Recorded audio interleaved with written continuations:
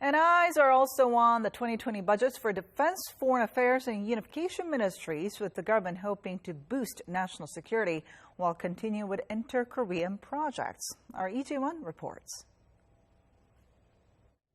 South Korea's defense ministry is seeking a $41 billion budget for 2020, a 7.4% increase on this year's budget.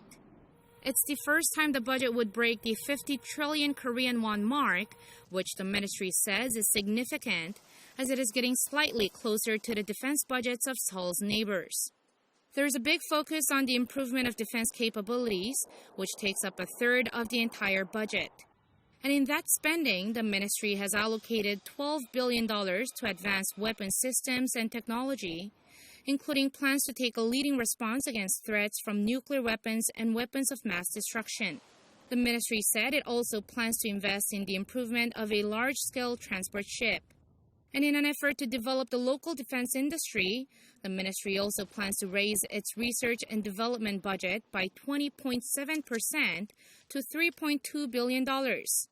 More has also been allocated to improve soldiers' basic wages and conditions. For example, a surgeon who now receives $335 a month will be getting $446 next year if all goes as planned. The Ministry of Foreign Affairs is looking for an 11.5% budget hike, bringing its budget for 2020 to $2.25 billion. The hike is more than double the increase the ministry has seen in recent years, as South Korea's diplomacy faces many challenges. The ministry will allocate $1.4 million on boosting its government, public, and private sector analysis network to prepare for the risks from political changes, especially the U.S.-China trade war.